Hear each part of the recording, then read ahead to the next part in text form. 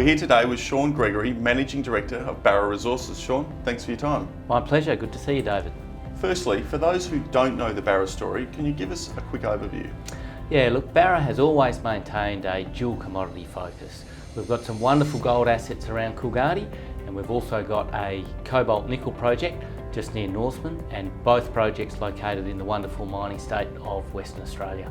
2019 was a busy year across both commodities. What were some of the highlights?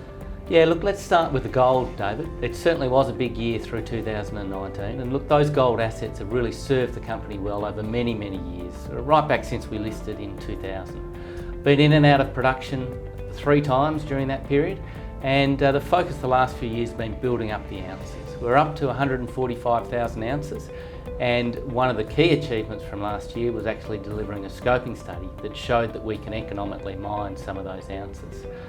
So we're really excited about that, and we'll keep chasing that one down. Turning to the cobalt, a lot of time was spent on a PFS that has just been announced. What are some of the highlights? Look, we're really proud of this. To deliver a pre-feasibility study, we've done it counter-cyclical to the market.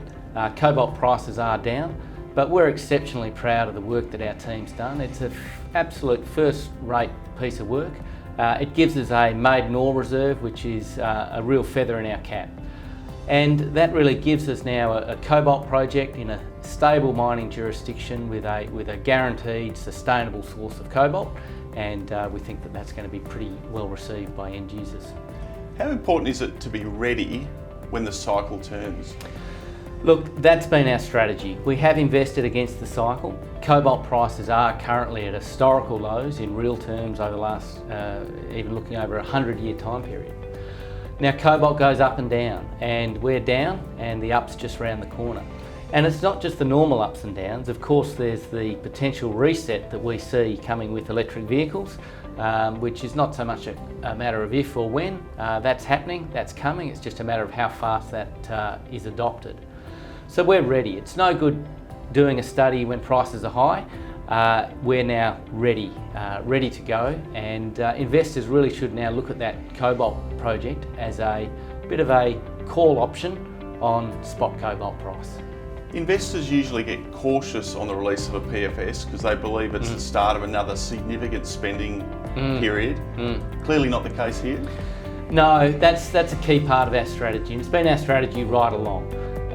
We've done our part in the process. We've delivered the pre-feasibility study, delivered the ore reserve, but we don't have our heads in the clouds. We're very realistic. I'm not going to be the guy turning on the key to the operation, but rather we've now got it ready for some very serious firms to have a close look at it.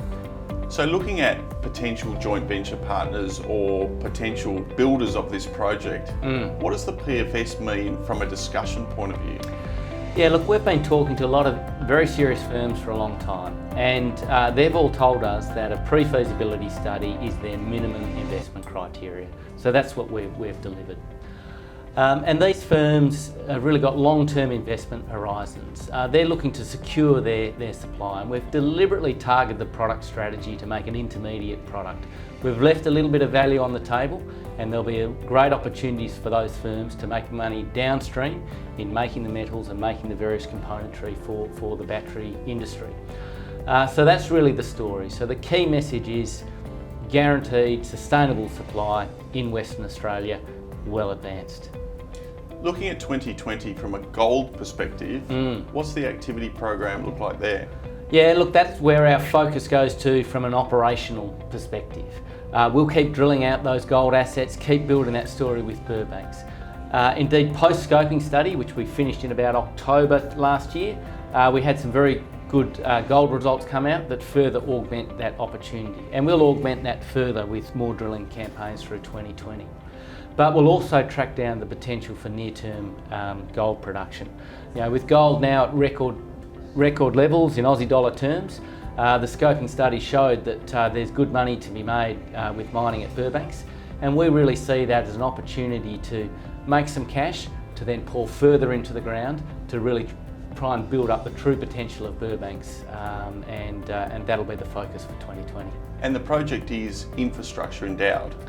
Well, absolutely. So being right there in Coolgardie, we're only 9 kilometres from town. and from building the construction, the capex is zero on the Burbanks opportunity. It'll be a toll milling operation. There's Burbanks Mill right next door, owned by a third party.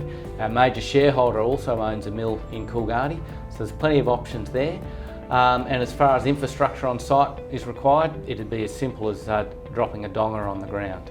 A little bit of working capital required to establish the decline, but it's about as simple as you get from a capital development point of view. A strong dual commodity strategy and a clear path forward in 2020.